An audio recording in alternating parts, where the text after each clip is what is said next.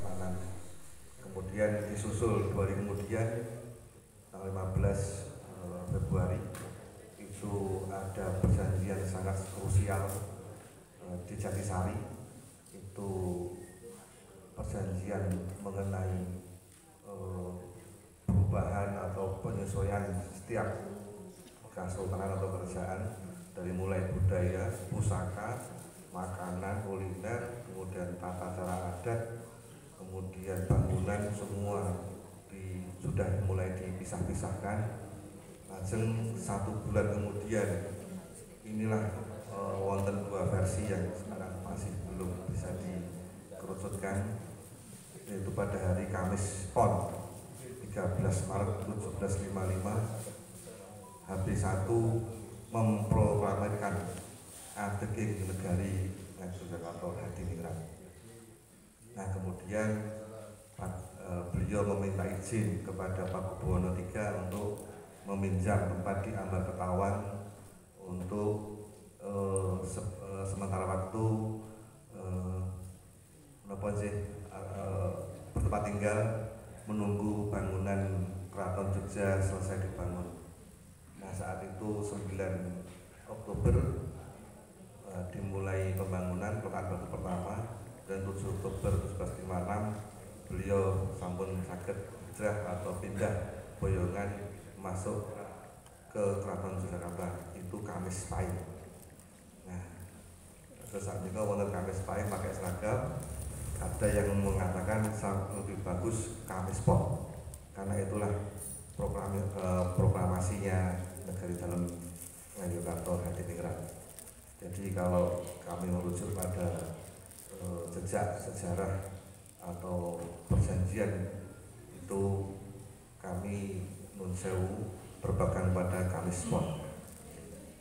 Kalau Kamis Pahing itu hijrahnya, terus lenggahipun HB1 ke keraton, tapi sekarang menjadi hari perayaan atau hari seragam Jawi di setiap Kamis Pahing. Nah, itu ada 2 versi. Nah, kebenaran ada dalam kepatosan yang enggak, tapi yang jelas secara jejak data sejarah beliau mengucap negari dalam itu adalah proklamasi tanggal 13 Maret 1755 itu adeking negari Yogyakarta. Nah, sasampunipun menika lajeng beliau membuat keraton dengan 4 pilar, terus catur gatra manunggal atau 4 elemen yang menjadi satu sebagai produk dasar pemerintahan.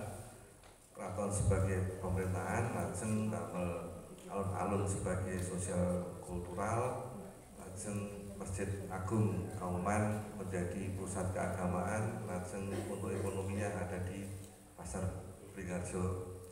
Nah, kenapa waktu itu dijadikan nama Bringharjo? Karena dulu waktu pencarian tempat ada di Umbul Pacetokan, itu ada di hutan beringin, lajeng disitulah tempat kehidupan, ada air, beliau membuat keraton di situ. Nah, setelah itu 1 tahun kemudian lajeng damel Tugu Golong Giling. Setelah itu 5 tahun kemudian baru Panggung Kerapian. Nah, setelah semua berdiri, muncullah dari pendapat para arkeolog dan para sejarawan, ternyata setelah ditapak itu menjadi garis lurus utara selatan yang menjadi garis imajiner atau garis khayal, kemudian mengandung banyak nilai-nilai filosofi. Nah, sekarang mulai saking pantai selatan, air sebenarnya pasti sampun pada tahu bahwa air adalah sumber kehidupan. Kenapa disebut ibu? Karena di sanalah seorang anak lahir dari kandungan yang berisi ketuban dan kemudian keluar menjadi air susu ibu untuk disusui. Terus ibu muncul cikal bakalipun asal usul kehidupan untuk itu. Lambat dumugi Panggung Kerapian. Dari mulai anak-anak merangkak kemudian menjadi seorang yang sudah bisa berjalan, situ dia mulai akan memasuki panggung kehidupan. Itu dibangun untuk tidak dibangun kemudian sudah ada cerita di situ, sudah ada bangunan dari yang Panembahan Hanyokroati atau Raden Mas Jolang.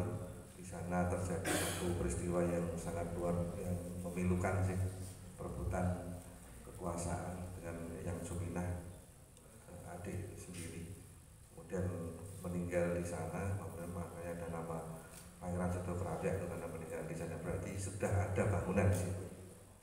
Karena ada pertempuran rusak, habis satu kemudian merenovasi tahun 1760 atau 5 tahun setelah berdirinya keraton.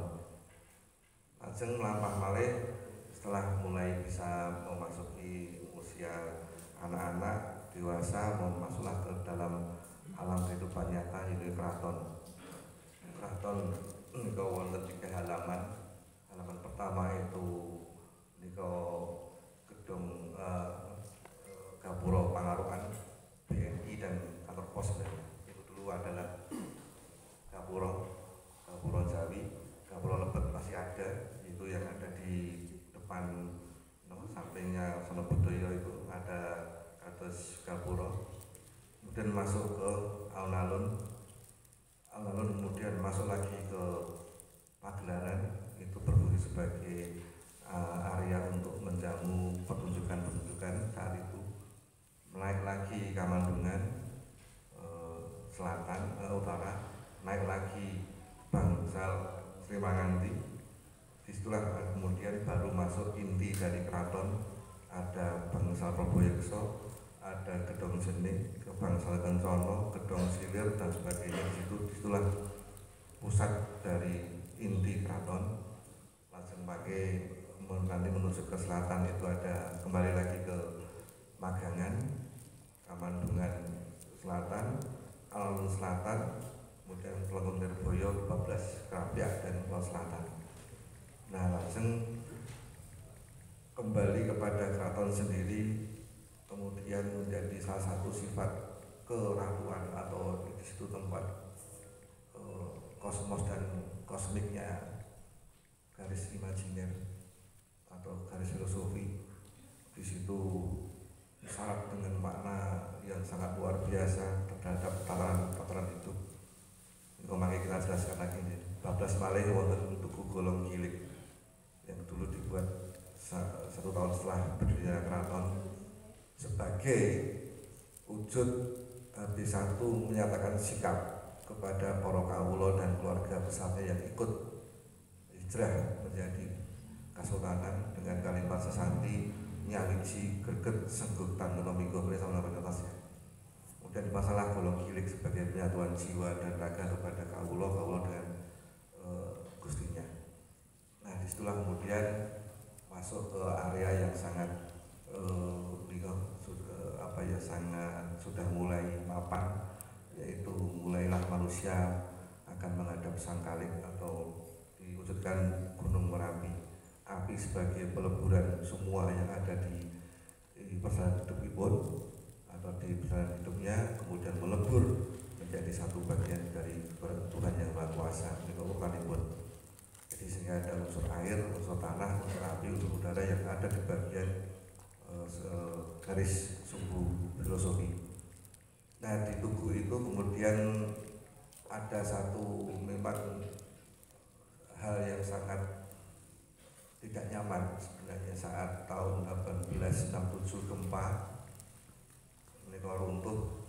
Terus kemudian golong kilik itu kan silinder, kemudian atasnya adalah bunter itu ya, sebagai bentuk dari tidak adanya keterbatasan atau dibatasi antara kawula dan gustinya atau dengan antara umat manusia sesamanya dan sebagainya, alam dan manusianya. Lajeng gempa, kemudian baru 22 tahun kemudian di era B7 dibangun seperti sekarang ini. Nah, di situ ada 4 prasasti menghadap barat, timur, utara, selatan. Yang di barat itu bertuliskan hiasan dalam HB7 mengatakan kalau itu adalah zaman di era HB7. Sebelah timur itu Mangyo Bagyo dari residen Belanda, itu kalau nggak salah William Mister nama di Bonjek, itu residen yang memberi izin untuk dibuat kembali. Kemudian di arah selatan itu ada tulisan Wiworo Harjo Manggolo Projo. Ini nanti yang kita bahas. Lajeng yang di utara itu adalah tim pelaksana Kedaup saking Kanjeng Raden Adipati Danurejo Gangsal dengan arsitek Belanda Y.T.F. van Brussel. Itu seorang arsitek dari pekerja jawatan Pangeran yang kerja di Yogyakarta. Nah, kenapa saya menyampaikan ada sesuatu hal yang kurang berkenan di sini? Karena tidak dikembalikan seperti semula, ada banyak sudut, kemudian seperti yang sekarang menjadi ikon Jogja, Tugu Jogja, Putih itu. Nah, wonten itu ada seratan yang diselipkan di sisi sebelah utara Wiworo Harjo Manggolo Projo. Artinya pintu perjalanan gerbang pertama memuliakan para pemimpin. Dan terus pemimpin harus mulia dulu, habis itu baru kawulonya. Itulah ada satu garis putusnya dengan sesantinya habis satu nyawiji greget sebutan kenominggo. Jadi ada benang merah yang diputus sehingga yang mau dimuliakan adalah para pemimpin. Kawulone tidak tahuan gitu sih. Karena itu filosofinya seperti itu. Jadi makna yang ada di Golong Gilik terhapus dengan kalimat Wiworo Harjo Manggolo Projo. Nah, apakah ini disengaja atau tidak, kita bisa bicara pasti. Karena kita tahu Belanda juga kerajaan sangat paham dengan tipikal masyarakat kerajaan, sehingga hampir sama diadopsi dari mereka. Kemudian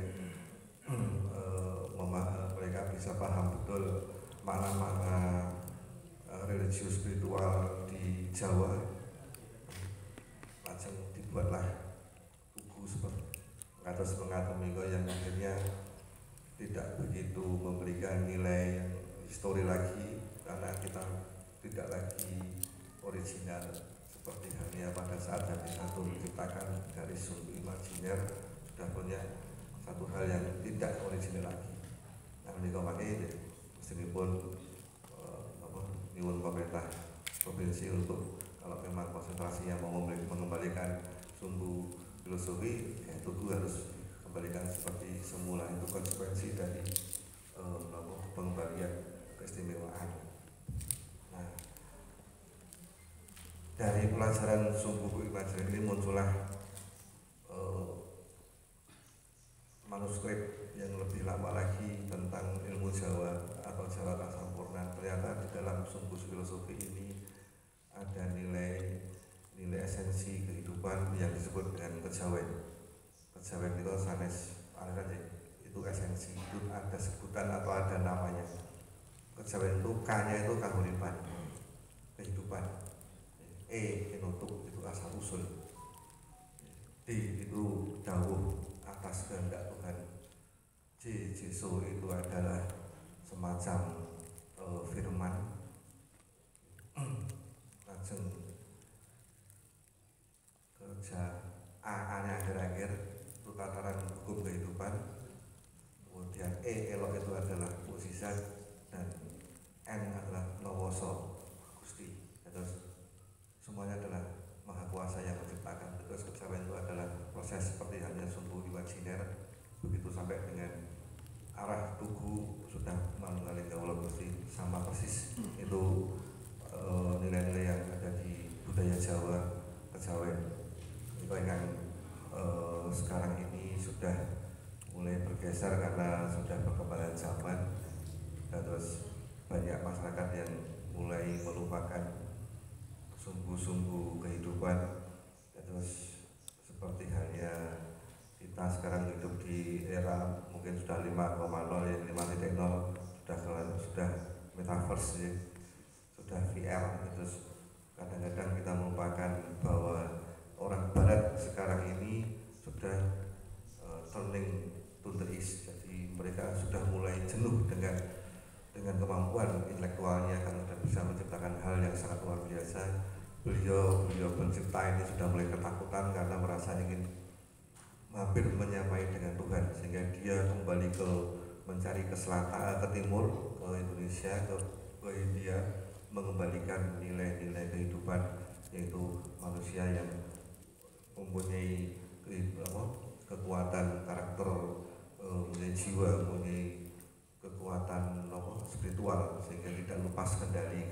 Itu banyak sekali yang sekarang kita malah mau ke sana, mereka malah ke sini. Seperti halnya kitab Hosoko yang ada itu sekitar 10.044 ayat, itu bercerita tentang asal muasal dunia sampai besok akhir zaman. Itu ditemukan tahun 86 tanpa sengaja oleh rekan, baru pensiun langsung lenggahan, dia dapat gunungan satu roll, isinya daun tulisan yang sangat langka, tidak ada di dalam bahasa di hurufnya huruf seperti Palawa tapi gundul. Beliau menerjemahkan hampir 15 tahun dengan putranya, kemudian putranya ngajak rekan saya juga bersama-sama menerjemahkan, dan akhirnya bisa tercipta satu uraian kitab Hosoko dengan 10.044 ayat dari mulai asal mualan asal tanah Jawa sampai besok akhir hayat. Dan ini sangat dicari bangsa luar negeri, karena bila ini sudah bisa terkuak atau sudah mulai bisa dipahami masyarakat Indonesia, niscaya kita menjadi mahkota jagat begitu dalam akhir kitab itu. Terus bisa meramalkan detik, jam, menit, hari, siklus alam, sangat luar biasa. Cuman sekarang dijadikan 36 jilid, masing-masing satu orang membawa 6 jilid, tapi entah kemana sudah menghilang tanpa bekas, belum karena mungkin ketakutan deh, karena beberapa kali dicari untuk dipelajari, tapi beliau mengatakan belum saatnya untuk dibuka atau diterjemahkan ke bahasa Indonesia, karena ini nanti kalau belum mentalnya kuat, nanti membaca itu kadang-kadang panik karena bisa menerawang, bukan suatu ramalan tapi sudah menjadi satu kejadian. Awet kalau nanti pun sukani satu doho atau satu pasal itu tanggal 17 tahun kemarin, 17 jamnya, bulan, tanggal, jam, tahun, kemudian saya diminta untuk sesuai dengan tulisannya saya harus di rumah, nanti ada gempa kecil di situ ada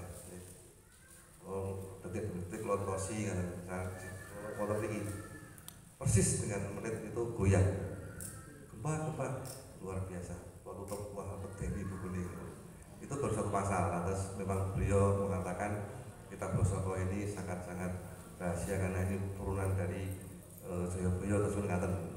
Nah itu di situ ada sumber-sumber filosofi juga ada, dan beliau sudah bisa melihat, merencanakan bahwa garis ini menjadi pedoman dunia, menjadi pedoman dunia, pedoman hidup untuk penyeimbang makro dan mikrokosmos, kata beliau. Jadi masyarakat Yogyakarta, bahkan mungkin Indonesia harus memahami garis ini menjadi garis kehidupan yang nantinya akan membawa kita menjadi bangsa yang besar, kata beliau. Kita sangat paham sekali satu rangkaian di laut saja kemauan sudah banyak makna, belum Panguraga, belum yang di Keraton, belum nanti yang di Tugu, sampai nanti akhirnya kita menuju ke Merapi, Manunggaling, Kawula Gusti. Nah ini yang saya sangat terima kasih sekali dengan Himpunan Prawisata Indonesia yang sangat konsentrasi terhadap budaya, tradisi, sejarah di Yogyakarta dan Indonesia, karena lewat panjenengan nanti masyarakat wisatawan, bahkan nanti juga banyak yang keluarga-keluarga bisa memberikan informasi tentang kehebatan Nusantara, kehebatan Yogyakarta, kehebatan manusia Nusantara. Sangat luar biasa menurut sangat. Nah, sekarang ini yang menjadi kegalauan para pelaku budaya, pelaku spiritual, pelaku sejarah tradisi itu kan mulai terkikisnya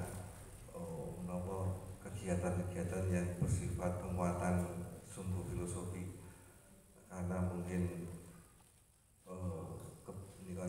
dinamika kehidupan, kemudian juga mungkin dari banyaknya biaya yang harus dikeluarkan untuk suatu upacara adat. Ketiga juga sudah mulai bergeser nilai-nilai dongeng-dongeng yang dulu dari eyang bapak ke kita, kemudian ke tutu dan sebagainya sudah hilang.